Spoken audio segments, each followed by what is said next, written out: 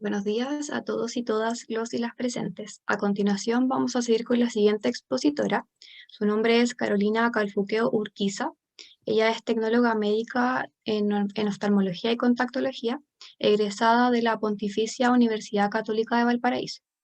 Es usuario senior de las tecnologías de equipamiento quirúrgico Alcon. Anteriormente realizó un curso de entrenamiento EDO, pacientes de asesoramiento en cirugía refractiva ICL. Además realizó un curso ABCD de topografía corneal Pentacam y actualmente se encuentra trabajando en el Centro Oftalmológico Dr. Carreño.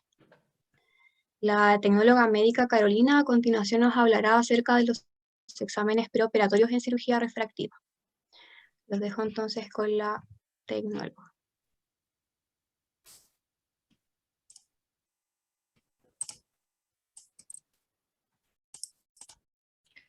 Hola, buenos días a todas y todas las que están participando. Muchas gracias por participar de este curso. Mi nombre es Carolina Calfuqueo, como ya dijeron previamente. Yo soy titulada de la Universidad Católica de Valparaíso y actualmente tengo 4 años de experiencia trabajando en la clínica del Dr. Carreño.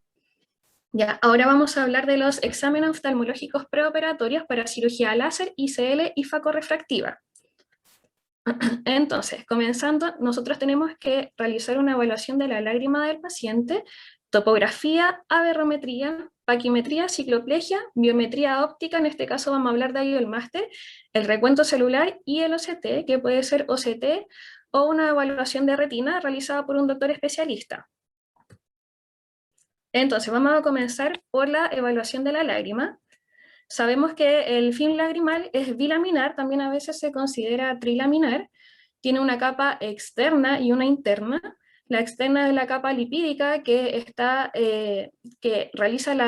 evita la evaporación y mejora la estabilidad de la lágrima, y una capa interna que es la apomucínica, que es la que adhiere la lágrima a la córnea. La podemos evaluar de dos formas, de forma cuantitativa o cualitativa.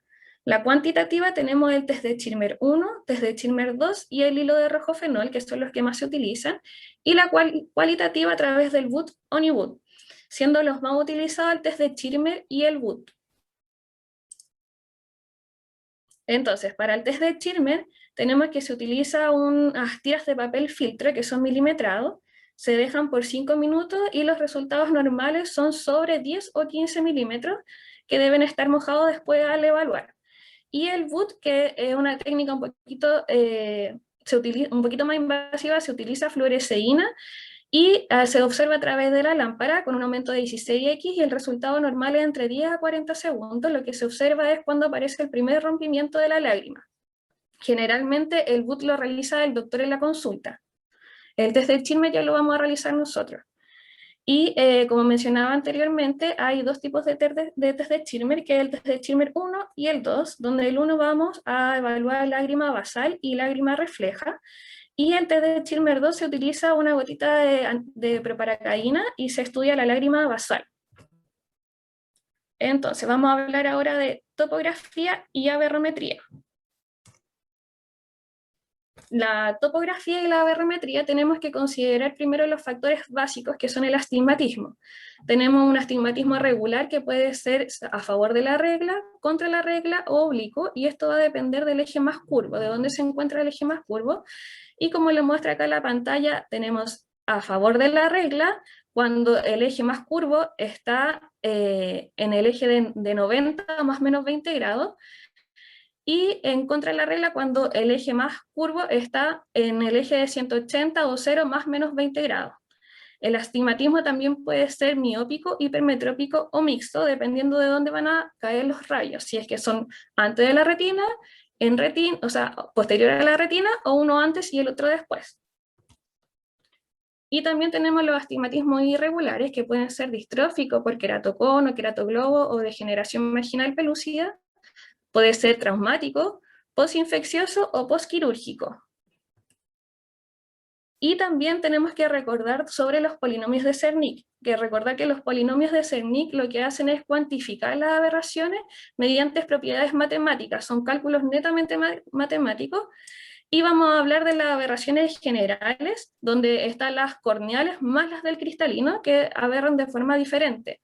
Los polinomios de Cernic, las expresiones son ilimitadas, pero de importancia clínica van a ser los de primeros de 10 órdenes, donde los más importantes para nosotros van a ser desde el tercer hasta el sexto orden.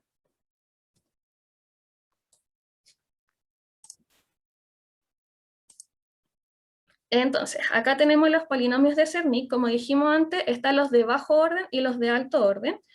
La expresión va por el número que se le asigna a cada una de estas aberraciones y tiene dos índices. Tenemos el índice M que nos va a dar la posición inferior y el índice N que nos da la posición en vertical. Las aberraciones de bajo orden tenemos que considerar que son inclinación y la posición de la córnea, y estas carecen de importancia clínica. ¡Oh, un pedacito de pelota! Puede ser en una inclinación horizontal o vertical, y también tenemos de bajo orden, que acá son el N2, que estos son los de importancia refractiva para nosotras, ya que estos son los vicios o los defectos de refracción, donde vamos a tener el astigmatismo vertical en el número 3, número 4 corresponde al desenfoque, que va a ser la miopía o la hipermetropía, y el número 5 que va a corresponder al astigmatismo oblicuo. ¿Ya? Y como se muestra acá en la imagen, los primeros 27 son los que van a ser de importancia, o sea, de mayor importancia para nosotros. Y acá tenemos los de alto orden, donde los de mayor importancia van a ser los de tercer y cuarto orden, donde estos van a provocar mayores halos, pueden provocar halos, destellos, deslumbramiento, dificultades de la visión nocturna, y van a ser bastante aberrantes. Como dijeron previamente, esto no baja la cantidad de la visión, sino que baja la calidad de la visión, y esto después va a ser bastante importante, porque cuando tratamos los polinomios de segundo orden, vamos a inducir además aberraciones en los de alto orden, que van a ser específicamente en el número 12. Ya que son las aberraciones esféricas, de las cuales vamos a hablar más adelante. Entonces, y en el orden de los polinomios de Cernic, tenemos que entre más arriba se encuentren en esta pirámide, mayores aberraciones van a crear, y entre más al centro también generan mayores aberraciones, como se muestra acá en la imagen. Tenemos que los de la orilla no bajan tanto la calidad de la visión como si lo hacen los del centro. Entonces, para realizar la tomografía y la barometría tenemos varios equipos. En esta clase vamos a nombrar solamente los más importantes. Ya tenemos el Sirius, Pentacam, i3, TopoLaser, Galilei, Visante y Ovscan, y cada uno realiza su medición a través de diferentes tecnologías. Entonces, tenemos que distinguir también la topografía de la tomografía. La topografía va a hacer referencia a los anillos de Plácido y va a medir solo cara anterior. Y aquí hay que tener cuidado, porque cuando utilizamos anillos de Plácido se ven bien influenciados por la lágrima. Así que la lágrima va a ser un componente sumamente importante para todos estos exámenes. Y también debemos considerar que estos topógrafos extrapolan los datos centrales, ya que no logran medir centro, así que van a extrapolar dependiendo de los datos más periféricos. Y la tomografía y topografía, que utiliza la cámara de Chenflug, que va a medir la cámara anterior o sea, va a medir desde cara anterior hasta segunda cara posterior del cristalino, va a medir todo lo que es cámara anterior hacia adelante, porque tiene una mayor profundidad de enfoque. Entonces, vamos con Pentacam. Esta es una pincelada rapidita, es un topógrafo de elevación. Utiliza una doble cámara de Chenflug, una central que es para el control de la fijación, y la cámara de Chenflug giratoria. Perdón, utiliza una cámara de Chenflug y doble cámara, que es la central, y la giratoria, y esta va a dar una vuelta de 360 grados alrededor del ojo del paciente, y nos va a mostrar múltiples mapas y reportes de análisis que después los vamos a ver en otra clase más a profundidad. Tenemos el i3, que el i3 es topógrafo y aberrómetro, donde lo que realiza i3 es un análisis de la función visual completa. Va a medir 5 parámetros, que son el frente de onda, la topografía corneal, el tamaño de la pupila, la refracción del paciente y la queratometría. ¿Ya? Lo que hace este equipo es que envía múltiples haz de luz que son simultáneos y continuos, son 256 para ser exacta, y estos haz de luz van a pasar por pupila. Al pasar por pupila van a llegar a retina, y ya en retina va a generar un mapa geográfico, y este lo va a comparar con uno de la base de datos que tiene AI3 y así nos va a dar las aberraciones. Entonces lo que hacen estos rayos que corresponde al frente de onda, van a entrar todos estos rayos de forma paralela y de igual forma, y van a llegar a retina, y en retina nos van a dar un patrón geométrico que es como el que se muestra en la imagen, y este patrón geométrico es el que se compara con el estándar de AI3, con el que envía de un principio y ve cómo son las aberraciones a través de las diferentes ópticas, a través de las diferentes ópticas que va pasando cada uno de estos haces de luz. Entonces, este es el reporte que tenemos de AI3. AI3 nos va a dar las aberrometrías internas del paciente que corresponden al cristalino, las aberrometrías corneales y las aberrometrías totales del ojo, ¿ya? Y acá los va a denominar según cada polinomio de Cernic, y como hablamos previamente, los de mayor importancia, los que siempre se analizan en clínica oftalmológica, son los primeros 27, donde los de importancia para nosotros van a ser desde el tercer orden hacia adelante. Y acá al costado nos va a entregar todos los datos AI3. Tenemos la refracción del paciente, que es la que se marca en verde, y el otro dato importante, acá tenemos las aberraciones de alto orden, que es una sumatoria de todas las de alto orden, y el ángulo alfa, que lo vamos a explicar un poquito más adelante también, a qué corresponde. Tenemos las queratometrías simuladas, donde vamos a utilizar la K más curva y la K más plana, con el delta que va a corresponder al astigmatismo en el eje más curvo, que esto va a ser utilizado sobre todo en cirugía facorrefractiva. Entonces, en el siguiente mapa que nos entrega AI3, como es un aberrómetro, nos va a dar un índice de disfuncionalidad del cristalino, que es el que aparece acá al costado, siendo verde un cristalino transparente, y entre más bajamos va a ser más opaco este cristalino, y además nos da un mapa de colores abajo que también corresponde a la opacidad del cristalino. Entre más azul es más transparente el cristalino, y entre más blanco va a tener mayor opacidad. Nos entrega el mapa axial de la córnea y aparte nos va a dar todos los datos de refracción. Como podemos ver aquí, cuando el cristalino es transparente y los rayos logran atravesar de buena manera todos los medios ópticos, la refracción va a aparecer en verde. Eso quiere decir que se puede corregir con unos lentes ópticos, ¿ya? Tiene corrección. Y cuando aparece en rojo, como se muestra en la imagen de acá abajo, quiere decir que a pesar de ver la corrección del paciente, no va a mejorar la visión, porque no es un problema de lente, sino que es un problema ya de opacidad de los medios, y ahí hay que entrar a hablar de opciones quirúrgicas. Entonces, acá tenemos los ejes. Tenemos el eje visual, el eje óptico y el eje pupilar, que van a ser los de importancia para nosotros. El eje visual es el eje que llega a fobia. El eje óptico pasa por el centro de la córnea y el centro del cristalino, y el eje pupilar es el que corresponde al centro de la pupila. Tenemos, y vamos a tener dos ángulos de importancia, que son el ángulo alfa y el ángulo kappa. El ángulo kappa, que es el utilizado principalmente en cirugía refractiva con láser, va a dar la diferencia entre el eje pupilar y el eje visual. ¿Por qué esta es de importancia? Porque cuando hacemos el excimer se centra a pupila. Entonces hay que tener siempre precaución de que este ángulo no sea demasiado grande, sino el tratamiento puede quedar descentrado al eje visual y eso va a provocar mayores aberraciones. A diferencia del ángulo alfa, que el ángulo alfa va a tener mayor importancia en la cirugía facorrefractiva. ¿Ya? ¿Por qué? Porque el lente, cuando utilizamos un lente multifocal, que son los que más se están implantando ahora, que es el típico paciente que tiene 50 años, alto hipermétrope y quiere dejar de ocupar lentes porque ya utiliza mucho, generalmente utilizan el de lejos, el de intermedio y el de cerca.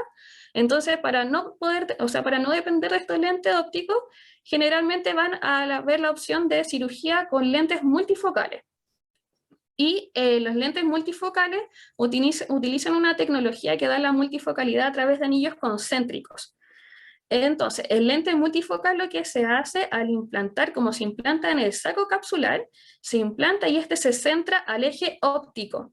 Ya el lente multifocal va a quedar centrado al eje óptico, por lo tanto lo vamos a utilizar harto, y el eje visual debe caer dentro del primer anillo, del anillo central de estos lentes, porque si caen los anillos exteriores que van creando multifocalidad, va a aumentar las aberraciones de alto orden, y ahí los pacientes se van a comenzar a quejar típico de los halos, de los deslumbramientos que son sobre todo en la noche. Y como podemos ver acá, entonces el ángulo alfa va a ser el más importante. porque va a estar centrado al saco capsular, que nos va a dar el eje óptico, y el eje visual que debe caer dentro del anillo central del lente. Y acá tenemos el reporte de iTrace, que es uno de los primeros equipos que comenzó a realizar esta medición del ángulo alfa. Entonces podemos ver que nos marca en azul el eje óptico, que va a ser el centro de la córnea, que va a coincidir con el centro del cristalino en condiciones normales. El eje visual, que corresponde al eje que va a caer en fobia, que se puede ver acá al centro. Y el eje pupilar, que se ve en rojo, que va a corresponder al centro de la pupila. Entonces aquí es donde tenemos que ver las distancias que hay entre el eje visual y el eje óptico, y el eje visual y el eje pupilar. Y nos da acá más abajito los datos. El ángulo alfa se considera dentro de límites normales hasta 0.5, ideal para cirugía con lentes multifocales. De 0.5 en adelante ya comienza a producir más aberraciones. Entonces, como le comentaba, acá tenemos el ángulo alfa. Cuando el ángulo alfa es pequeño, el lente va a quedar centrado al eje óptico y el eje visual va a caer por dentro del anillo principal del lente, y el ángulo alfa grande, que va a coincidir el eje óptico al centro y el eje visual va a caer por fuera del anillo central del lente, o puede caer incluso en los escalones difractivos del lente. Y por esto va a producir disfotopsias principalmente y aberraciones de alto orden, que era lo que ya hablábamos, donde van a producir halos y los deslumbramientos nocturnos. Acá podemos ver una imagen del lente multifocal, donde tenemos el eje centrado al eje óptico, acá el centro, y el eje visual cae por fuera del anillo principal. Y tenemos acá también un lente centrado al eje visual y pupila, y un lente descentrado pupila, pero centrado al eje visual. Se pueden ver aquí clarito los anillos que caen fuera del eje pupilar. Otro topógrafo que tenemos también es el topo láser. El topo láser lo que realiza es topografía corneal, queratometría y pupila dinámica. En este punto vamos a poder comenzar a analizar la pupila. ¿Ya? Utiliza anillos de Plácido con 22.000 puntos de análisis y ofrece un mapa completo de la córnea, además de todas las aberraciones corneales. Y este equipo toma importancia en el caso, por ejemplo, de nuestra clínica, porque es el que está conectado al láser. Entonces, como mencionaba anteriormente Jimena, siempre tiene que estar relacionado el topógrafo con el equipo al láser. Y los mapas que nos va a entregar Topo Laser son estos, donde nos da la imagen topográfica, los datos queratométricos, el área analizada, que siempre el ideal es superior al 60%, sobre todo en cirugías láser, y la pupila, que también nos va a interesar después de la cirugía láser. Y acá nos dan los datos del promedio, K1, K2, el astigmatismo y el eje visual. En caso de cirugía refractiva láser, también vamos a ver más adelante que vamos a analizar los patrones topográficos, que los vamos a ver especialmente en el segundo anillo, para los tratamientos guiados por láser. Y este corresponde al reporte de la pupilometría dinámica, donde mantiene condiciones fotópicas, después envía un haz de luz que corresponde a las condiciones fotópicas, y lo que hace es analizar la pupila más pequeña del paciente en las condiciones fotópicas y la más dilatada del paciente en las condiciones escotópicas. Realiza por lo menos 3 disparos de luz, que son estos que corresponden en rojo, y que podemos ver acá que la pupila disminuye. Y además nos va a entregar todo el análisis de Cernic, que este también lo vamos a utilizar en los tratamientos guiados por topografía. Galilei. Entonces con Galilei sabemos que utiliza una doble cámara de Chenflug con 20 anillos de Plácido, combina ambas tecnologías, y además utiliza un biómetro óptico que nos da, como es todo en uno. Ya nos da los reportes para la cirugía facorefractiva, nos da los reportes para cirugía con láser, y además vamos a utilizar los datos que también entrega, que se puede utilizar para lentes ICL. Se dice que tiene una precisión superior porque realiza todo el análisis completo en uno, entonces puede combinar todo junto, que son la biometría junto con la topografía, y da un análisis más completo. Y acá podemos ver los reportes. Tenemos los mapas de curvatura, mapas de elevación, y aparte estos son los centrados del Galilei, donde podemos ver la cámara anterior, que estas son las imágenes con la cámara de Chenflug, la fijación para la biometría óptica, y además utiliza los anillos de Plácido. Entonces, vamos con OBSCAN ahora.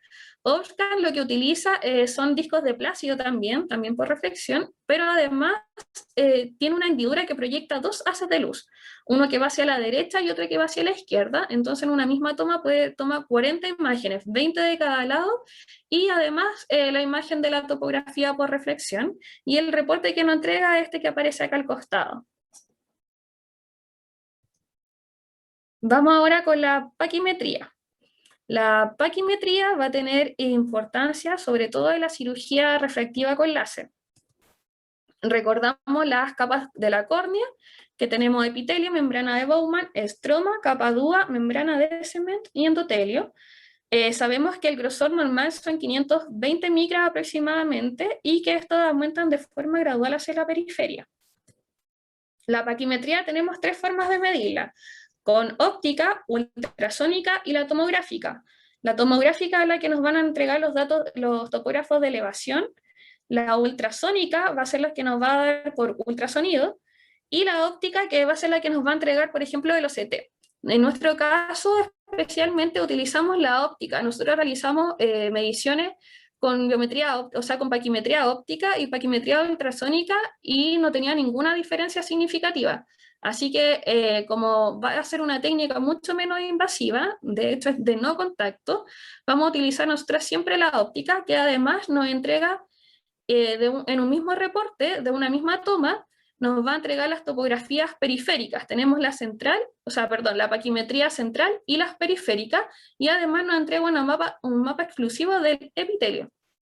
La tomográfica, como hablamos previamente, es la que nos va a dar Pentacam, que generalmente son menos confiables, tienden a dar como de 10 a 15 micras de diferencia entre la tomográfica y la óptica con la ultrasónica da muy poquitas micras de diferencia. Nosotros las que medimos daban como 5 micras de diferencia, así que estas son las más confiables, la ultrasónica y la óptica. La cicloplegia.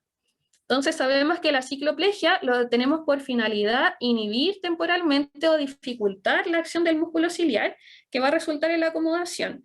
Esto es para ver la refracción total del paciente sin que esté actuando esta acomodación.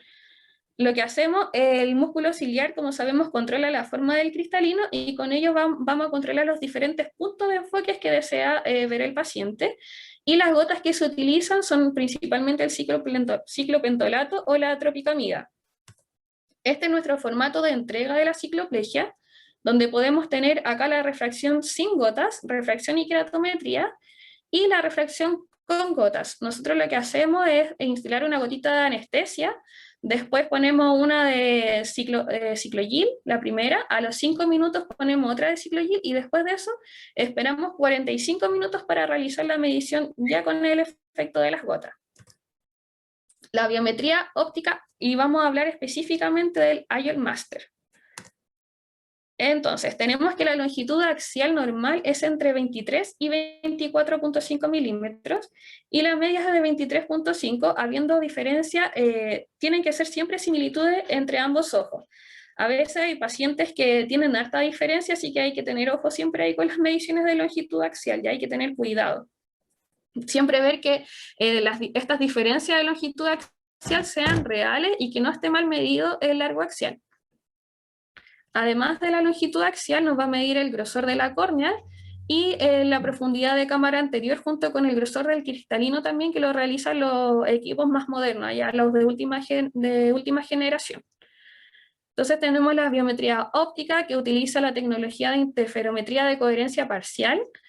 Vamos a medir el largo axial, la curvatura de la córnea, la profundidad de cámara anterior, el diámetro limbar, y además el IOL Master 700 incorpora el grosor del cristalino junto con una imagen del OCT y nuevas plataformas para realizar los cálculos con diferentes fórmulas.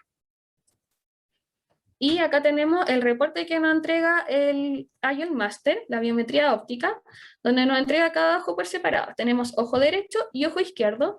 nosotros utilizamos una modalidad de multifórmula que nos entrega toda la fórmula al tiro en un reporte, y los reportes los separamos por lentes que están previamente descargados ya en el equipo, y acá podemos ver los diferentes datos que nos va a entregar: largo axial, queratometría más plana, queratometría curva, y el delta, que también se va junto con el eje más curvo. Tenemos el cilindro y la profundidad de cámara anterior, y acá también podemos setear el estado del ojo, que puede ser fáquico, puede estar relleno con gas, puede ser un lente con PMMA, que también se setea en el equipo. Y tenemos la biometría ultrasónica, que es cuando la biometría óptica ya no logra atravesar todos los medios, que son en las cataratas que ya son más grandes. Y la biometría ultrasónica vamos a tener varios PIC. El primer PIC corresponde a cara anterior a córnea, el segundo PIC corresponde a cara anterior del cristalino, el tercer PIC a cara posterior del cristalino, y ya desde acá comenzamos a ver retina.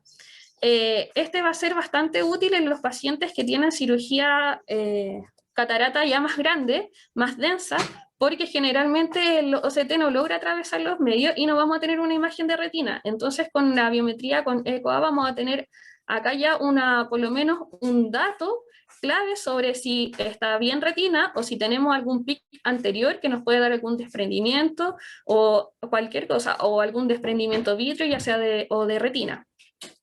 Y también hay que considerar que es una técnica más invasiva. Vamos a utilizar acá anestesia y hay contacto directo de la sonda con la córnea del paciente, así que hay que tener harto cuidado, porque generalmente estos pacientes, cuando uno va a analizar largo axial en cataratas densas, los pacientes ya no tienen fijación o tienen muy mala fijación, entonces tienden a mover mucho el ojo. Nosotros lo que hacemos es utilizar la luz del celular, ponemos un rayo de luz adelante, arriba, y la luz generalmente la pueden ver mejor que las imágenes, y con eso lo logramos fijar y hace que la técnica sea menos de riesgo para el paciente. Y vamos ahora con el recuento celular. El recuento celular, sabemos que el endotelio humano está formado por esta capa de células que puede ser de 400.000 a 500.000 células, y que miden de 4 a 6 micras de altura y 20 micras de anchura. Ya, el recuento normal es sobre 1400 a 2500 células por milímetro cuadrado, y bajo 700 o 400 ya se considera un nivel crítico, sobre todo para la cirugía facorrefractiva. Tenemos diferentes tipos de microscopio especular. Está el Conan, el M3000 de Tomei y el SPM de 7000, entre otras que se utilizan. Nosotros el que utilizamos es el Conan. Podemos medir en posiciones centrales y posiciones superiores o inferiores. Y acá lo que hacemos, por ejemplo, es buscar cuando medimos en posición central y en el equipo no aparecen gutas, vamos buscando las posiciones periféricas a ver si es que también encontramos gutas. Y además nos entrega una medición de la paquimetría. Acá podemos ver el reporte del microscopio especular. Este es un súper buen recuento. Como podemos ver, tiene las células pequeñitas y además mantiene la forma de estas células, que es hexagonal. Y acá al costado vemos un recuento que ya tiene gutas. Entonces aquí hay que tener ojo en la cirugía facorrefractiva. A pesar de que el recuento es bueno, ya tenemos antecedentes de gutas. Y este es un paciente que es trasplantado de córnea del ojo derecho, que no se puede ver nada en la imagen, y en el ojo izquierdo ya tenía un primer trasplante, pero ahora tenía catarata muy grande, entonces sí o sí se quería operar para poder mejorar un poco la visión, y este fue el mejor recuento que pudimos obtener en mirada hacia inferior, en infraversión. Donde podemos ver ya por lo menos algunas células, algunas formas de células, y el recuento es de 840 células, o sea, en un paciente ya trasplantado de córnea, tiene un recuento bajo y además una catarata densa, es una muy mala combinación, tiene generalmente un mal pronóstico, y ya va a depender del paciente decidir si se quiere operar o no. Acá lo que hace el doctor es dar todos los riesgos de la cirugía, y ya puede entonces el paciente ver si es que él tiene la posibilidad, por ejemplo, después de realizar otro trasplante corneal, que también sería una opción, post cirugía facorrefractiva. Y de hecho eso fue lo que se hizo en este paciente. Este paciente se operó, se le puso un lente monofocal, se operó solamente el ojo izquierdo porque el ojo derecho ya no estaba con visión. y después de la cirugía facorrefractiva estaba indicado un trasplante de córnea. Y tenemos también entonces la evaluación con el OCT o evaluación de retina. Tenemos las capas de la retina, que son las que vamos a analizar acá también, y la excavación pupilar, pero específicamente nosotros nos vamos a centrar en la mácula y la fobia. Y la excavación papilar, sabemos que lo normal son 2/6 o 0,3, y que tienen que tener una correlación entre un ojo y otro, que debe ser una diferencia no mayor a 0,2. Mayor a 0,2 ya indicaría un paciente de riesgo para poder desarrollar glaucoma. Entonces tenemos la topografía de coherencia óptica, diferentes OCT que podemos ver acá. Tenemos el Galilei, Cirrus y el Spectralis, que son los más utilizados. Y lo que vamos a hacer acá es obtener imágenes de alta calidad de la mácula, de la fobia y del nervio óptico. Y también la oftalmoscopía indirecta, que esta la realiza el médico oftalmólogo, donde va a evaluar principalmente retina periférica. Esto está más indicado a los pacientes para cirugía de ICL.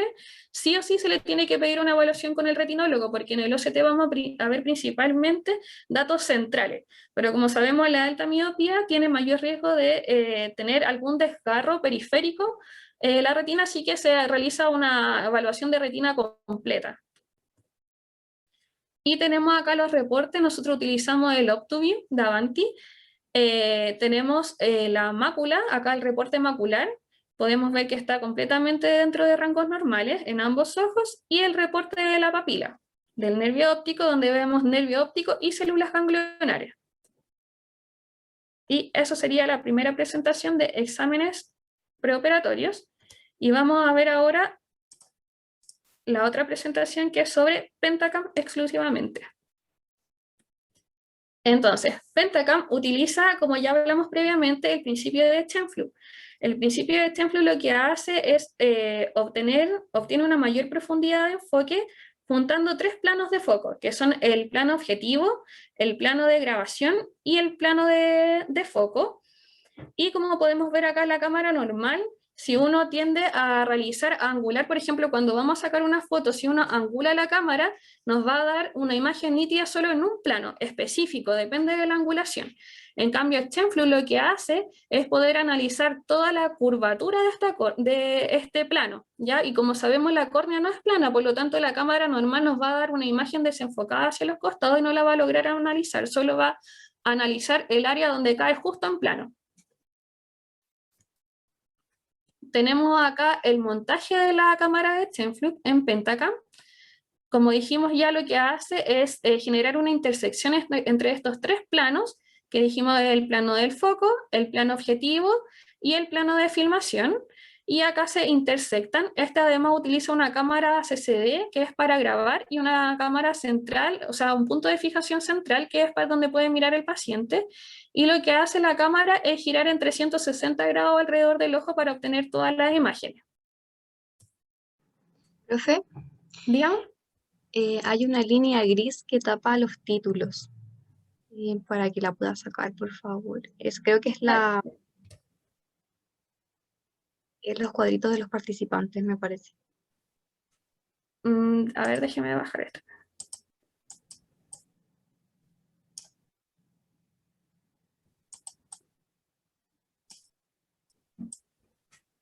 Ahí mejor si la pongo hacia el costado. Igual tapa un poquito. No está la opción como de minimizarla. No, no me aparece.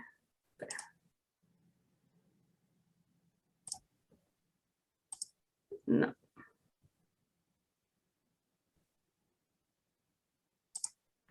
Ahí sí. Ahí sí, creo que aparece, pero apareció una línea. Ah, no, ahí sí, ahí sí. Ahí está, ya. Sí. Y le quería pedir igual si es que puede ir un poquito más lento. Ah, ya, ok, no hay problema. Ya, Ya, vamos. Entonces, retomamos acá con las generalidades de la córnea. Entre las generalidades sabemos que es una superficie prolata que se aplana, es más curva al centro y se va aplanando hacia la periferia, y que da el mayor poder refractivo del ojo, que corresponden a los 2/3 totales del poder refractivo. Alcanza unas dioptrías entre 41 y 44 dioptrías, todo este poder central. y vamos a tener diferentes características de la córnea, que son la excentricidad corneal, que va a representar una cuantificación de cómo esta córnea se va aplanando hacia la periferia, un factor de la forma, que va a ser una medida de la asfericidad de la córnea, que es un derivado de la excentricidad, ¿ya? Y el factor de asfericidad, que es uno de los que más vamos a utilizar, que es el Q, que es el mismo que el factor de la forma, pero en factor negativo. Tenemos que una córnea prolata, el valor normal tiene que ser negativo y va a estar entre menos 0,2 y menos 0,4. ¿Ya? Y acá podemos ver los factores, o sea, los valores normales de la excentricidad de la córnea y cómo se va calculando a través de los diferentes factores que nos van a influir también. Podemos ver que la excentricidad de la córnea, el valor normal es 0,45 y el factor de la forma de la córnea va a ser este 0,45 al cuadrado, eso quiere decir 0,2. Entonces el valor de asfericidad normal va a ser menos 0,2 para una córnea prolata.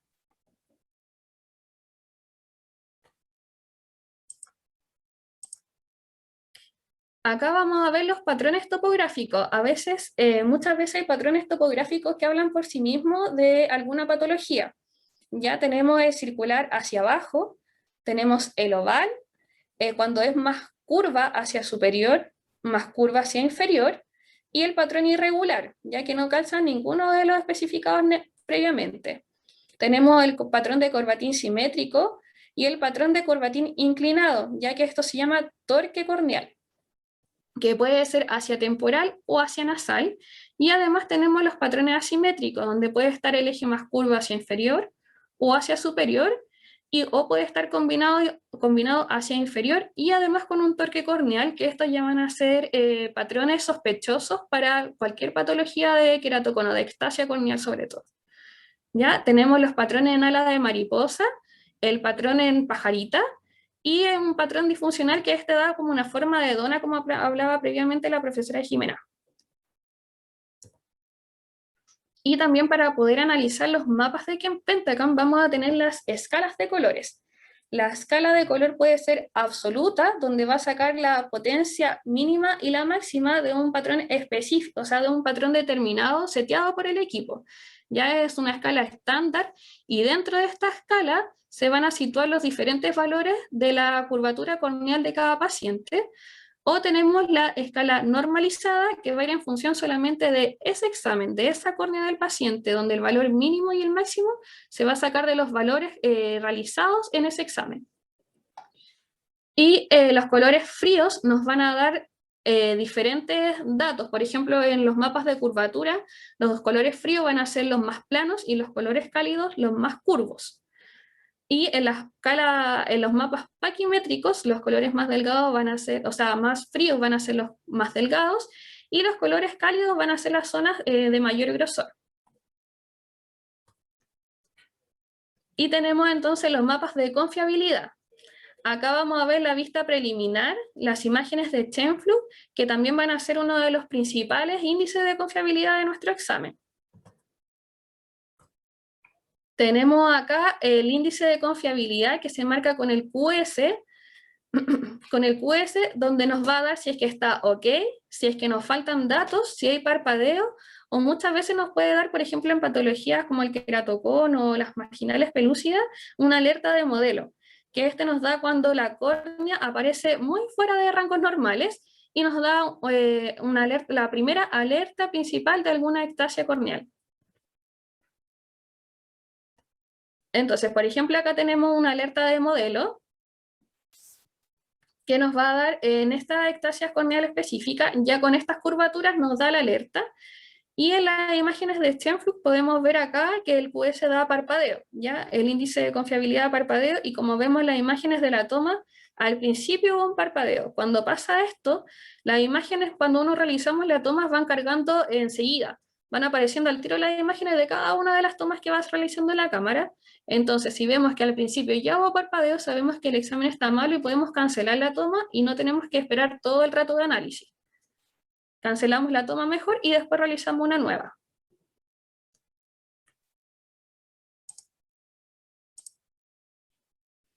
Entonces, vamos a tener acá también los mapas de curvatura. Los mapas de curvatura puede ser keratométrico total, el tangencial o el axial, ¿ya? Y cada uno va a tener una forma diferente de medición.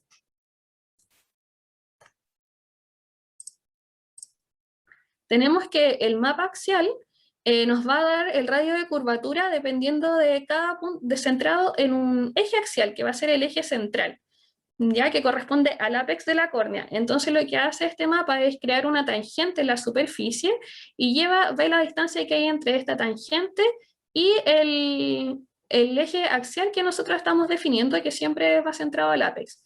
Se utiliza especialmente para analizar la zona central de los mapas y es muy útil en las cirugías refractivas para miopía. Y el mapa tangencial lo que va a hacer es realizar esta medición por cada zona independiente, ya la realiza por cada anillo independiente, es totalmente independiente del eje axial. Entonces lo que nos va a dar va a ser un mejor mapa de las zonas periféricas, ¿ya? Y se va a utilizar especialmente en las cirugías para hipermetropía. Y podemos ver acá una comparación entre el mapa sagital y el mapa tangencial. En el mapa sagital, como dijimos, va a ser especial para las zonas centrales, por ejemplo, por lo tanto, las ectasias como el queratocono no va a ser tan útil. Nos va a dar la forma y nos va a decir, sí, acá hay un queratocono, pero podemos ver acá que en el mapa tangencial nos va a dar específicamente la ubicación de los puntos más curvos para este queratocono. ¿Ya? Este es un mismo paciente, solamente cambia los tipos de mapa. Y acá nos da mucho más específico la ubicación de este queratocono. Entonces, entre los mapas de Pentagram también tenemos el queratométrico total o el TrueNet Power, que acá lo que hace es utiliza diferentes índices de refracción para cada uno de los mapas, o sea, para cada uno de los pasos entre los medios corneales. Va a tener un índice de refracción entre el film lagrimal, después a cara anterior y después a cámara anterior, ¿ya? O cara posterior de la córnea a cámara anterior. Y va a ser especialmente útil en las cirugías facorefractivas post-LASIK, porque como en las post-LASIK lo que hacemos es también alterar los índices de refracción, vamos a poder analizar acá cada uno de los puntos. Tenemos también los mapas paquimétricos, donde nos va a dar el mapa paquimétrico específico de cada uno de los puntos, y aparte un análisis paquimétrico que nos va a dar una curva que nos va a decir si está dentro de lo normal o fuera de lo normal. Entonces tenemos acá el paquimétrico que nos da el espesor de cada uno de los puntos de toda la superficie analizada.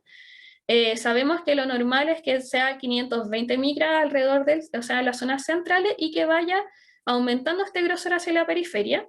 Entonces, como vemos acá, este corresponde a un patrón de queratocono, donde está mucho más delgado y además desplazado hacia inferior y temporal. Y vamos a tener además las curvas paquimétricas. Esta es una curva paquimétrica normal que cae siempre dentro del centro, y una curva paquimétrica alterada, donde va a decir que como lo que hace es sacar el promedio de todos los datos de la curvatura por anillo, nos dice que al centro va a mantener su grosor corneal, y este se va a mantener típicamente hacia la periferia, ya no tiende a aumentar hacia la periferia, porque como sabemos el queratocono, por ejemplo, va a tener su punto más delgado más hacia periferia, entonces va a cambiar los promedios de los valores normales. O sea, va a cambiar el promedio de los valores a analizar. Y tenemos también los mapas de elevación, donde los mapas de elevación en las zonas vamos a utilizar generalmente una esfera, y se utiliza a los 8 milímetros como por estándar. Estas son como recomendaciones del fabricante. Esfera y a los 8 milímetros. Y acá generalmente, por ejemplo, los astigmatismos nos van a dar un patrón en silla de montar que se llama. Y como muestra acá, en la esfera se va a utilizar una esfera de mejor ajuste, donde los datos más planos van a caer por fuera de esta zona de mejor ajuste, de esta esfera de mejor ajuste, y los datos más curvos van a caer dentro de la esfera de mejor ajuste, ¿ya? Los colores más cálidos entonces van a corresponder al eje más curvo, y, los colores cálidos van a corresponder al eje más plano, y los colores más fríos van a corresponder al eje más curvo, ya como podemos ver acá a continuación. Como la córnea tiene una forma prolata, va a ser más curva al centro y va a ser más plano hacia la periferia, y al ir aplanando va saliendo fuera de esta esfera de mejor ajuste, y por eso van a dar sobre la esfera de mejor ajuste.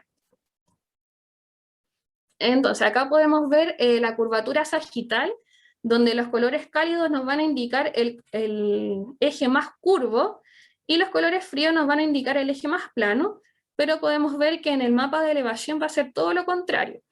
El eje más plano va a caer por fuera de la esfera de mejor referencia, que va a tener los colores cálidos, y el eje más curvo va a caer dentro de la esfera de referencia, que va a tener los colores más fríos. Aparte de todos estos mapas, Pentacam también nos entrega una plataforma de reporte y análisis de todos estos datos, ya donde tenemos entre ellos el Bellin-Ambrosio, el ABCD, que es uno de los últimos reportes que salió de Pentacam, el Holiday Report, tenemos Catarata Preop, varios comparativos, análisis de Cernic, entre otros.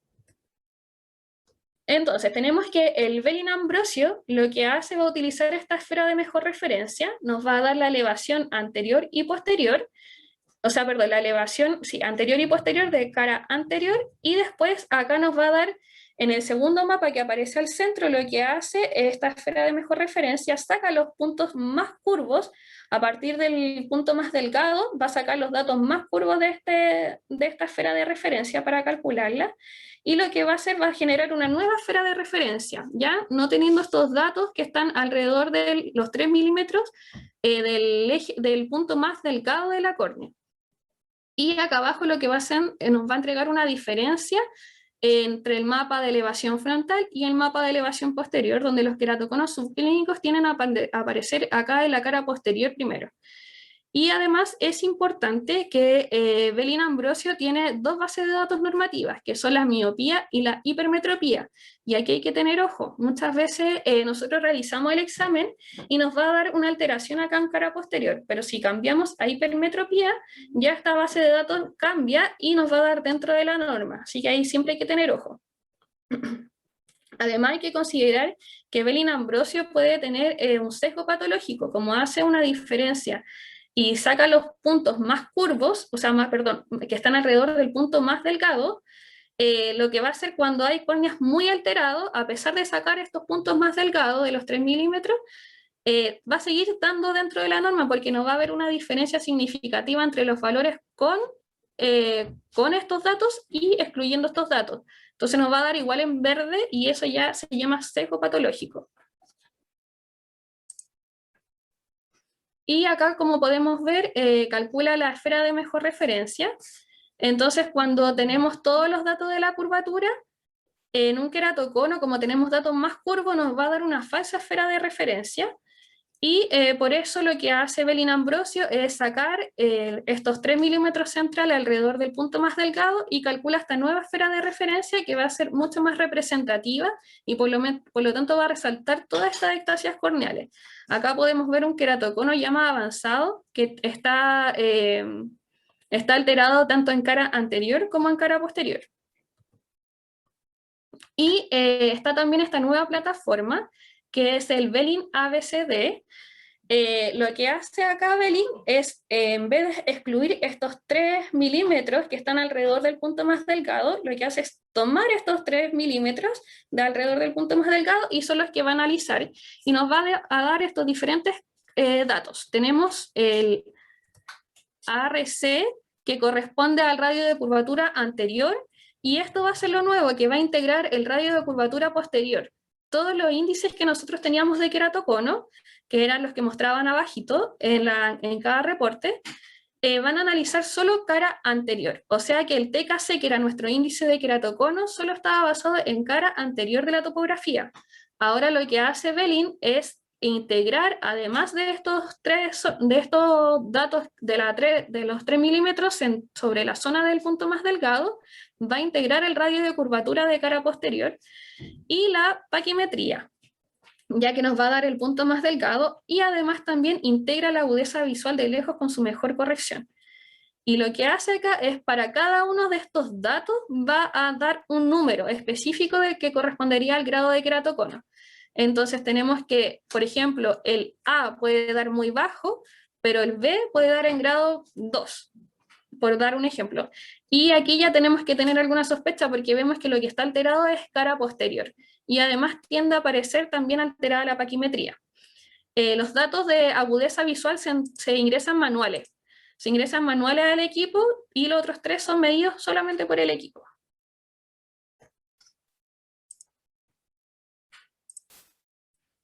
Y acá podemos ver un mapa ya alterado, donde vemos las diferentes clasificaciones de este queratocono. Entonces tenemos cara anterior, que va a dar un queratocono grado 2, cara posterior, que ya da grado 3, generalmente, o sea, no generalmente, por regla, el de cara posterior va a ser siempre mayor al de cara anterior. Y la paquimetría, que va a dar un grado 2 también. Nosotros no utilizamos acá esta parte de la agudeza visual, ya no, lo utiliza solamente el doctor en estos 3 datos. Ya no analizamos con la refracción. Y como podemos ver además, acá nos da una alerta de datos de modelo. Ya eso quiere decir que la superficie de la córnea sale mucho del rango normal. Y también vemos acá abajo que están todos los índices de queratocono alterados, ¿ya? Y nos da un queratocono de grado 2. También tenemos este reporte comparativo que lo que hace Belin acá es analizar la progresión de estos cambios en el tiempo y nosotros vamos a setear. Este es un paciente donde el primer examen se realizó el año 2016, que podemos ver acá los gráficos en color naranjo, y el otro examen se lo realizó en el año 2021, que aparte de entregarnos todos los datos de la clasificación del queratocono, nos va realizando un análisis comparativo y podemos ver que hay una evolución en estos análisis, sobre todo en cara anterior. Otro reporte que tenemos corresponde al reporte de catarata preoperatorio. Entonces, en el reporte de catarata preoperatorio, acá este va a ser importante obviamente la cirugía facorefractiva, nos va a entregar el mapa de curvatura sagital, el refractivo total y el espesor de la córnea. El refractivo total o queratométrico total es el que va a realizar los cambios según el índice de refracción, así que va a ser más utilizado en los pacientes post-LASIK. Y como podemos ver acá abajo todos los índices que nos va a entregar, nos entrega el promedio de K1 y K2 entre cada uno de estos mapas, ¿ya? Que son el SIMK, queratometría simulada, y el refractivo total o el TrueNet Power. Y aparte nos va a entregar todos estos otros análisis hacia abajo, donde el que nos va a importar a nosotros va a ser este, que corresponde a las aberraciones de alto orden. Ahora, hay que considerar que estas aberraciones de alto orden van a ser solamente los 4 milímetros centrales, ¿ya? Generalmente el tamaño pupilar es de 4 milímetros, por eso se está seteado estos 4 milímetros. Entonces, en el Total Corneal Power podemos ver acá todos los datos ya más grandes, como le hablaba de las aberraciones de alto orden, y las aberraciones esféricas, que también corresponden a una aberración de alto orden. La distribución de potencia también la vamos a utilizar especialmente para la cirugía facorefractiva. ¿Qué va a pasar con esta cirugía facorefractiva? Lo que este mapa nos dice, nos da un índice, acá nos da un pic de todos los datos que se analizan en los 4 milímetros centrales. Nosotros utilizamos un diámetro de 4 milímetros centrales y esto puede ser por zona o por anillo y estar centrado al ápex o a la pupila. Nosotros podemos setear acá estos datos. Generalmente se utiliza a la pupila, se analiza por zona y los 4 milímetros centrales. Entonces, lo que hace este dato es juntar en un pic todos los datos de la curvatura axial del paciente en este mapa, donde podemos ver todo acá, todos los números hacia abajo, y nos va a decir dónde se concentra la mayor cantidad de datos entregados por la topografía, ya la mayor cantidad de valores. ¿Cuándo nos va a importar esto? En los lentes multifocales, porque los lentes multifocales lo que hacen con estos escalones es difractar de forma diferente la luz y poder crear esta multifocalidad. Cuando una córnea tiene muchos valores, tiene mucha dispersión de valores queratométricos en las zonas centrales, se habla de una córnea multifocal. ¿Por qué? Porque al tener tantos valores va creando diferentes puntos de foco y estos puntos de foco van a quedar superpuestos a los que ya van a implantar en el lente multifocal, y lo que hace esto va a ser aumentar las aberraciones, ya sobre todo las de alto orden. Entonces ahí también hay que tener harto cuidado. Este mapa es bien importante, nosotros lo utilizamos harto y los valores normales tienen que ser una diferencia menor a 3 dioptrías. De 3 dioptrías hacia adelante ya va a generar mayores aberraciones. Tenemos acá también entonces, como ya hablamos previamente, de los análisis de Cernic. El análisis de Cernic nosotros acá lo vamos a utilizar en la córnea, en toda la córnea del paciente. Ya no la vamos a utilizar seteada para cara anterior o cara posterior, porque como sabemos, los haces de luz van a pasar por toda la córnea previo a llegar a la retina. Entonces, tenemos que los valores normales de las aberraciones de alto orden, los ideales van a ser hasta 0.6 micras y el aceptable es hasta 1 micra, ¿ya? Y nos va a dar acá. Entonces acá tenemos los RMS de bajo orden y los RMS de alto orden, ya que esto es hasta el 0.6 es el ideal para los lentes multifocales o lentes premium. Y tenemos además diferentes módulos de análisis que vamos a tener, por ejemplo, acá el de liofáquica, donde lo que hace es, nosotros ingresamos el modelo del lente acá, el fabricante, el tipo de lente, y lo que va a realizar va a ser una progresión de cómo este va a actuar en el tiempo y en las posiciones en que debe quedar, según las características de la cámara anterior del paciente. Y además Pentacam nos presenta diferentes mapas comparativos, que esto va a ser bastante útil en las ectasias corneales. Entonces tenemos acá, por ejemplo, seguimos con el mismo paciente de los mapas anteriores. Este es un examen que corresponde al 2016 y nos entrega acá todos los índices. Y este es un examen que corresponde al 2021. Ya a pesar de que se ve bien parecido, en realidad sí está algo peor el 2021, a pesar de que han pasado hartos años ya.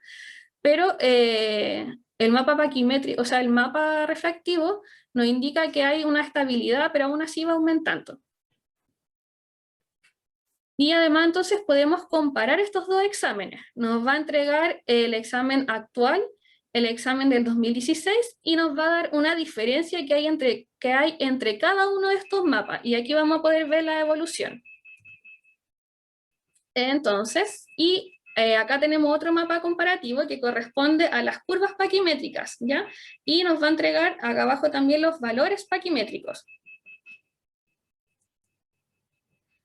Actualmente han sacado varias actualizaciones de Pentacam. Cabe destacar que los software de Pentacam, las actualizaciones son gratuitas. Ustedes las tienen que solicitar al fabricante y ellos las van a instalar. Ahora hay que tener ojo con las actualizaciones de los software porque generalmente son más pesadas, entonces necesita un computador con mayores capacidades, ¿ya? Así que siempre hay que tener cuidado con eso.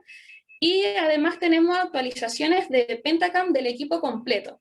Está ahora el Pentacam AXL, que lo que hace es combinar HR, que era el anterior, con el interferómetro. Entonces lo que hace acá nos va a entregar, además de los datos topográficos, nos va a entregar los datos para el cálculo del lente, y este nace a partir de las sugerencias, o sea, de la actualización de las diferentes tecnologías, sobre todo de Galilei. Y tenemos el mapa de Pentacam, que el último que apareció, el AXL Wave, que lo que hace es combinar, además del HR, el interferómetro, los cálculos del lente, agrega un autorrefractómetro, retroiluminación y la barometría de Harman-Chart. Y analiza el frente de onda que va a volver de forma para la refracción objetiva. Y eso sería con Pentacam.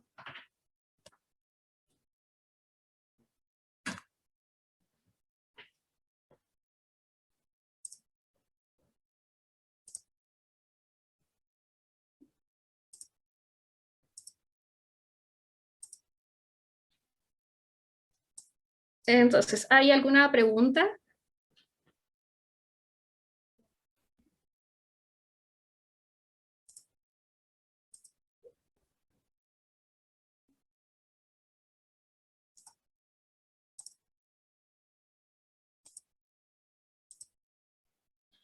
Muchas gracias, profesora, por su exposición.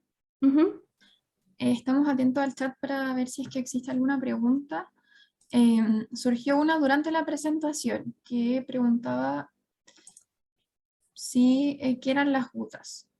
Alguien preguntó. Las gutas son dispersiones cuando se pierde una célula endotelial. Las células endoteliales no se regeneran. Y lo que hacen es agrandar, y cuando se agrandan muchas veces quedan espacio entre estas células. Entonces son espacios donde no alcanza a cubrir una célula endotelial y el endotelio queda así como al aire. Y se van generando, se ven estas manchitas negras. Súper.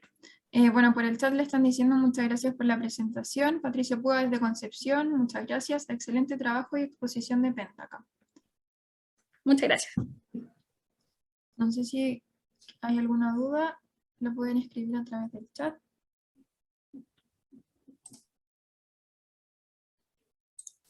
Bueno, y también pedimos disculpas por los problemas técnicos que hubo de la barra gris que apareció. Vamos a tratar de que no suceda en las próximas exposiciones, para que sepan los participantes y las participantes. Marisol Guerrero tiene una duda. Antes, perdón, también es Verónica. Pregunta, dice además muy buena presentación y quiere consultar cómo o dónde modificar el patrón de análisis en miopía e hipermetropía en el Bellin-Ambrosio. Se analiza la parte, o sea, se cambia la parte inferior.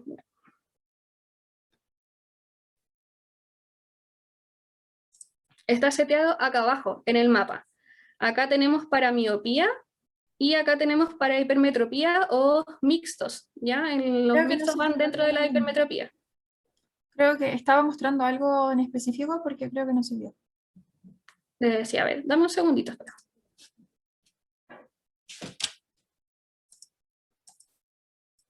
Que tengo un problema acá con el Zoom. ¿Se ve la pantalla ahí? Sí, vemos su pantalla. Ahí sí. ¿Ya? Ya, acá abajo entonces tenemos, como le comentaba, en el reporte de Bellin-Ambrosio, tenemos seteado la base de datos de referencia para miopía o para hipermetropía. Se cambia en el mismo examen. Ya cuando uno termina de realizar el examen, se va a los protocolos de análisis y acá puede cambiar miopía o hipermetropía. Súper. Ahora sí vamos con la pregunta de Marisol Guerrero. Y la duda ¿es importante que los exámenes preoperatorios sean realizados en el mismo lugar donde se operará? En realidad eso depende de los doctores. Depende de cada doctor porque, por ejemplo, en nuestro caso, en la clínica de acá, hay pacientes que se vienen con los exámenes listos, pero al doctor siempre le gustan los exámenes del centro. Entonces, por ejemplo, para que no suene como algo comercial, acá lo que hacen es repetir los exámenes, pero sin costo. Y siempre son necesarios los del centro para nosotros. Y aparte, nosotros tenemos una relación súper cercana con los doctores, y cuando realizamos un examen hay muchas cosas que uno puede ver en un examen, pero no tiene cómo expresarla al doctor. Entonces lo que hacemos es entregar personalmente cada una de estas carpetas de los análisis de cada paciente y le vamos dando todos los parámetros que para nosotros fueron importantes. Ahora, hay muchas veces que los exámenes son externos y los que podemos siempre ingresar o sea, siempre anotar observaciones. Eso es súper importante, ya es lo más importante de realizar, por ejemplo, un examen en el mismo centro. Y lo otro importante es que nosotros tenemos varios equipos que están conectados a los equipos de pabellón. Por ejemplo, nosotros utilizamos un Verion, que Verion es un marcador digital, donde lo que hacemos es tenemos que obtener una imagen previa del paciente y después cuando está en pabellón, este equipo va a marcar los ejes, el eje más curvo y el eje más plano, y va a marcar el eje de implante del lente. Entonces sí o sí tiene que tener ese examen previo a la cirugía. Ya después Macarena, cuando hable de foco refractiva, va a hablar más de Verion y de todos los equipos que se utilizan dentro del pabellón. Y lo otro importante, por ejemplo, de realizar los exámenes en el mismo centro es que podemos dar seguimiento con la base de datos. Ejemplo, si un paciente que se sometió a cirugía foco refractiva, al principio vemos que su mácula estaba todo de forma normal, presentaba contorno foveal, todo presente, y después de la cirugía, que es una de las complicaciones de la focorefractiva, desarrolló un edema macular. Entonces podemos ver la diferencia, podemos hacer análisis comparativo en el OCT del examen previo y del examen posterior a la cirugía, y además vamos haciendo un análisis de cambio de cada uno de los exámenes que podemos ir haciendo posterior ya después del tratamiento y ver si este edema va bajando. Eso también es importante de la realización de los exámenes en el mismo centro. Súper, muchas gracias. Vamos a continuar con las dudas. Valeria Rojas pregunta si el gerontoxón afecta la forma del Pentacam ¿Y de qué manera te das cuenta que la lágrima está influyendo negativamente en la topo? En la topografía de Pentacam, en realidad nosotros combinamos varias topografías. Ya nosotros hacemos topografía de elevación, además de la topografía de reflexión. Y cuando uno está realizando las mediciones ya se puede dar cuenta. Generalmente Pentacam va con mediciones del autorref o del autoqueratómetro, y uno cuando está haciendo un análisis ya podemos ver, por ejemplo, si es un ojo extremadamente seco, vamos a ver que los anillos se van deformando al tiro o al parpadear no quedan bien formados, o podemos ver cuando las lágrimas son espesas, se ve literalmente la grasa. Nosotros vemos, por ejemplo, estamos en el autorref, el paciente parpadea y vemos cómo empieza a girar esta grasita dentro del... O sea, cómo se comienza a ver estos patrones de grasitas que van girando. Así que realizar el examen completo es súper importante porque vamos juntando cada uno de los pasos. Nosotros siempre comenzamos con el autorref o el autoqueratómetro, entonces ya tenemos una idea principal al ver cómo se refleja los anillos del autorref y además cómo se comporta el patrón de la lágrima. Ahora, si vemos que además el patrón de la lágrima ya es extraño, vamos al IOL Master, vamos al topógrafo y nos empieza a dar cualquier resultado, y ahí siempre tenemos que tener más ojo, y observaciones como esas son las que siempre hay que dejar en los exámenes. Que el paciente tiene mala lágrima, que los valores bajan la confiabilidad, y así el doctor todo eso lo tiene presente. Y en nuestro caso en particular, por ejemplo, en la clínica, lo que hacemos es, cuando vemos que hay un paciente con ojo seco muy severo, o que vemos con alguna patología muy severa de lágrima, siempre se deja un tratamiento de lágrimas artificiales previas, que la está utilizando por lo menos una semana antes de los exámenes, y eso nosotros lo conversamos con los doctores porque a veces puede modificar mucho los patrones de topografía y los valores también de la topografía dependiendo del grado de ojo seco que sea este. Entonces siempre es importante tener esta correlación, y si es necesario repetir los exámenes, ustedes siempre tienen que indicarlo. ¿Ya? Acá los que realizamos los exámenes somos nosotros, y siempre todas las observaciones son importantes, ¿ya? Siempre son importantes, y si ustedes creen que un examen no es confiable, tienen que decirlo, hay que expresarlo a los doctores, porque estos son los exámenes preoperatorios. Entonces, acá un dato que esté mal medido, que no coincida, va a ser tremendamente significativo en la refracción posterior de la cirugía del paciente, así que siempre hay que tener ojo. En la clínica lo que hacemos es realizar, por ejemplo, la esqueratometría de la facorefractiva, la medimos con el autorref, con el IOL Master, con el iTrace, y esos son los que más consideramos. Pentacam también se considera, pero sobre todo en los post-LASIK. Ya en los pacientes que tienen córnea virgen, ya con los 3 anteriores andamos súper bien. Y tener siempre una correlación entre los diferentes equipos por los que van a pasar. Y nosotros, por ejemplo, para las cirugías con Excimer, también realizamos 3 topografías, que son Pentacam, TopoLaser y iTrace, que además nos da la barometría. Entonces también tenemos una correlación, y tenemos también además las queratometrías y la refracción del autorref. Así que todo eso se arma en una carpeta y armamos una correlación entre todos los datos que tienen que tener, obviamente, tienen que ser valores cercanos entre cada uno de ellos. Nunca van a ser exactos, pero siempre cercanos. Súper. También parte de la pregunta es ¿qué mapas normalmente son los más solicitados para una cirugía refractiva? En la cirugía refractiva siempre vamos a utilizar el mapa axial. Utilizamos el reporte de mapas refractivos, que nos va a dar ahí el axial, el tangencial y los de elevación. O podemos utilizar uno que se llama de 4 colores, que nosotros podemos setear el mapa que nosotros queramos. Entonces podemos poner, por ejemplo, utilizamos el mapa axial, que va a ser útil en la miopía, el mapa tangencial, que va a ser más útil en la hipermetropía, el grosor corneal y el mapa de elevación, ya sea el frontal o el posterior. Y aparte se entrega el Bellin-Ambrosio, el ABCD, que es el que se está utilizando ahora, y el Bellin-Ambrosio normal, de la esfera de referencia.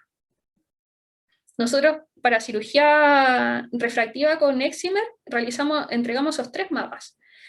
Ahora, si hay algún dato que ustedes crean que es importante, siempre se puede entregar cualquier otro mapa, ¿ya?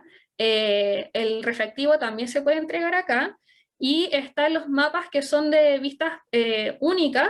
Por ejemplo, si tenemos un paciente que nosotros podemos sospechar que tenga alguna curvatura que no corresponde a la norma, podemos entregar hacia la periferia, podemos entregar, por ejemplo, el mapa tangencial, aislado. O si vemos algún defecto central que vemos que no se marca tan bien en los mapas, en las imágenes pequeñitas, también lo podemos entregar, que lo que hace es entregar esta imagen más grande. Entonces el doctor tiene más facilidad para poder verla. Súper. Continuamos con la pregunta de Ignacio Valenzuela. Pregunta si es que existe alguna indicación al paciente en cuanto al cómo debe acudir a estos exámenes preoperatorios. Y además comenta muy buena presentación. Gracias. Sí, mira, qué bueno que lo pregunta porque eso es un punto súper importante.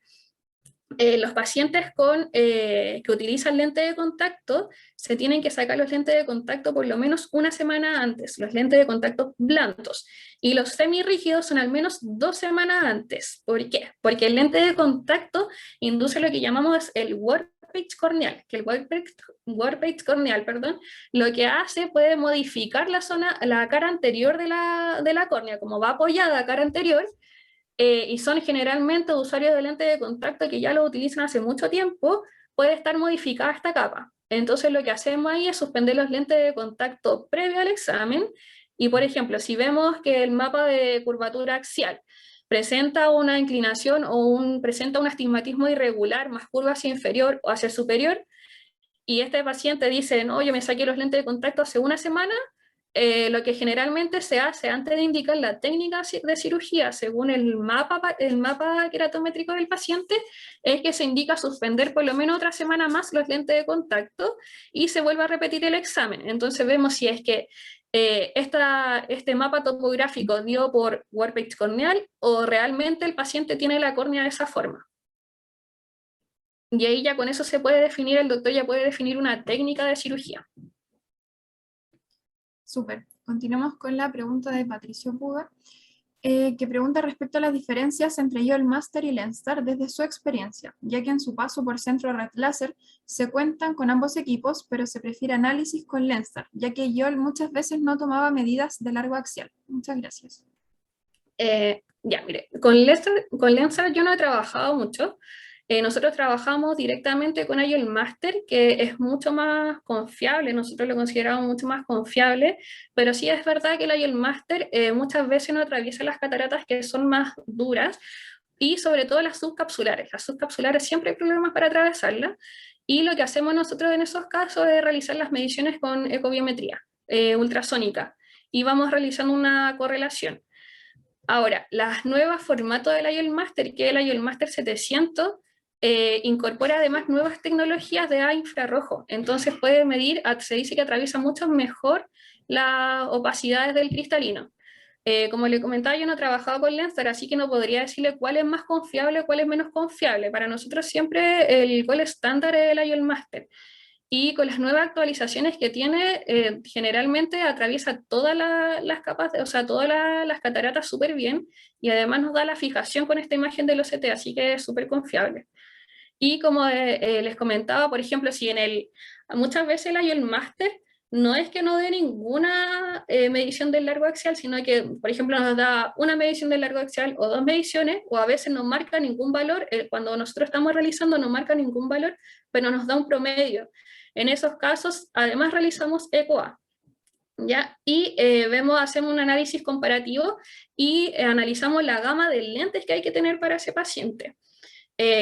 Nosotros trabajamos con una bodega de lentes, entonces, por ejemplo, si para cierto paciente el largo axial con el IOL Master nos da un valor y la ECOA nos da otro valor, tenemos siempre disponible toda la gama de la potencia del lente que se podría utilizar, y trabajamos con tecnología de aberrometría intraoperatoria, que es el ORA, ya que es como le dije previamente, es una aberrometría intraoperatoria y nos va a entregar un detalle, o sea, un análisis del lente también que se tiene que realizar, y eso se realiza en la cirugía misma, que también Macarena va a hablar de ella más adelante, de ORA, de cómo son las mediciones y cuán confiables son, que en realidad son súper confiables, súper confiables.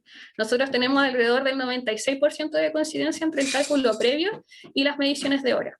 Y donde más se utiliza es la cirugía, o sea, la focorefractiva con cirugía láser previa. Muchas gracias. Continuamos con la pregunta de Catherine Ibáñez, quien consulta en el mapa de distribución de potencias qué significa la tabla superior ¿Y qué información adicional me aporta este mapa en queratoconos que no se vea en los otros mapas? En la distribución de potencia, más que utilizarla para el queratocono, lo que hacemos es utilizarla en la cirugía facorrefractiva, ¿ya? Porque como nosotros lo vamos a tener seteado, analizamos la área central y el queratocono, como sabemos, periférico, así que no va a alterar tanto los datos, ¿ya? Sí los va a modificar, de hecho aparece generalmente una distribución de potencia bastante amplia que puede ir de muchos valores, pero no se utiliza para el queratocono. Lo que se hace es utilizar, pero como un análisis previo a facorrefractiva con lentes multifocales premium, de hecho. Solamente con los trifocales que utilizan estos anillos para crear la multifocalidad, porque también tenemos otro tipo de multifocalidades, que por ejemplo el EDOF lo que hace es utiliza un anillo central que es bastante más grande, entonces no va a influir esta queratometría que haya en estos cambios en la queratometría de la córnea. Y lo que vemos en la barrita de acá arriba son los valores promedios de entre cada zona. Nosotros lo podemos dividir, como dice acá arriba, por zona o por anillo, ¿ya? Y puede estar centrado al ápex o a la pupila, y podemos tener los valores en queratometría o la queratometría más el astigmatismo. Nos da acá el K más plano y el K más curvo, y lo que hace básicamente es dividirlo. Divide, en vez de entregarnos un promedio, los va entregando esto en cada una de las zonas. Entonces acá, por ejemplo, tenemos en el diámetro de la zona central de 1 milímetro, nos dan los valores de la queratometría. 2 milímetros también, 3 milímetros, y lo que hace el gráfico de acá abajo nos muestra la correlación que hay entre estos valores, ¿ya? Y estos son los valores que tienen que estar seteados dentro de por lo menos hasta 3 dioptrías, que es el ideal para los multifocales premium. ¿Alguna otra pregunta? Sí, muchas gracias. Continuamos con la pregunta de Ariel Valenzuela, quien escribe en qué casos es adecuado modificar el cuerpo de referencia. Cuando hay astigmatismo que son muy marcados, que el eje curvo puede ser muy curvo y el plano es muy plano, entonces ahí modificamos la esfera de referencia, que se puede cambiar a elipsoide o a diferentes formas, pero generalmente se ocupa una esfera, porque a veces los mapas no se utilizan, o sea, los exámenes no se realizan siempre en el mismo centro, entonces es una forma de tener un análisis más, o sea, más detallado de todos los pacientes, ¿ya? Y acá muestra las formas, pero como les digo, el más utilizado es esfera, que de hecho son las indicaciones del fabricante. Son esfera y manual que sea a 8 milímetros, ¿ya? Y a 8 milímetros quiere decir que va a analizar todos los datos de esa zona, y los datos que no logra analizar los va a extrapolar. Ya, pero es la única forma de poder comparar imágenes entre centros diferentes. Y hay otra forma que es como el automático, donde lo que hace analiza solamente los datos que logra sacar del examen. ¿Ya? Entonces ahí puede dar una esfera de referencia totalmente diferente. Pero el que se recomienda es el manual a 8 milímetros y esfera. Súper. Continuamos con la siguiente pregunta de Cintia Muñoz. ¿Los valores queratométricos del I3 deberían ser similares a la topografía Pentacam? Sí, deberían ser similares, aunque utilizan diferentes técnicas de medición. I3 utiliza anillos de Plácido y Pentacam utiliza la cámara de Chenflug. Ahora, siempre tiene que haber una correlación entre todos los topógrafos. Si va a utilizar 3 topógrafos, tiene que haber una relación entre estos 3 topógrafos y tienen que ser mediciones similares, a pesar de que uno incorpore cara posterior, el otro incorpore cara anterior, el otro sea de reflexión, siempre tienen que ser valores similares y correlacionados entre ellos. También consulta si previo a la cirugía refractiva, ¿cuánto tiempo se debería sacar los lentes de contacto? Previo a la cirugía también se indica por lo menos una semana antes. Ahora hay pacientes que, por ejemplo, son muy altos, o sea, son miopías más altas, un -4, que puede ser tratado con cirugía láser, y no, realmente ese paciente no puede estar sin los lentes o no tiene lente óptico. Ahí va más a criterio del doctor. Pero lo que se utiliza es que se le pide que se lo saque unos 3 días antes, pero el ideal es por lo menos una semana antes a la cirugía. Al examen, los lentes blandos son una semana, pero eso tiene que ser sí o sí. Ya una semana, si son menos días, nos puede dar esto del wet bridge corneal, así que siempre hay que tener ojo ahí. Y los semirrígidos, que son 2 semanas. Súper, vamos con la última pregunta de Matías Baiza, que comenta muy buena presentación y su consulta es si existe algún examen especial para la implantación de un lente intraocular acomodativo. No, nosotros no realizamos ningún examen especial, pero tampoco utilizamos la lente acomodativa, ya, ojo con eso. Pero por definición estos son los goles estándares. Pentacam, hay el máster y, bueno, en el caso de la facorrefractiva, el OCT y el recuento celular.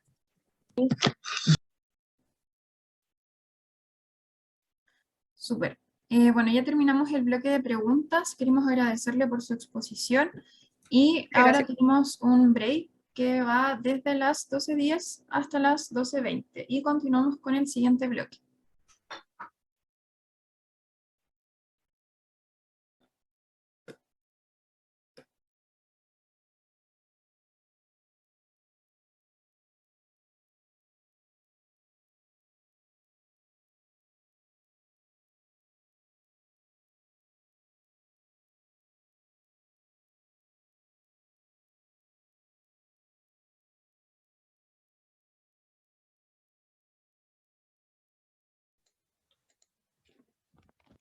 Hola, buenas. También recordarles que al final de la jornada, el segundo día, se va a realizar un sorteo de 3 gift cards de la página calper.cl. El sorteo será entre las personas presentes, así que deben mantenerse muy atentos y mucha suerte para todos.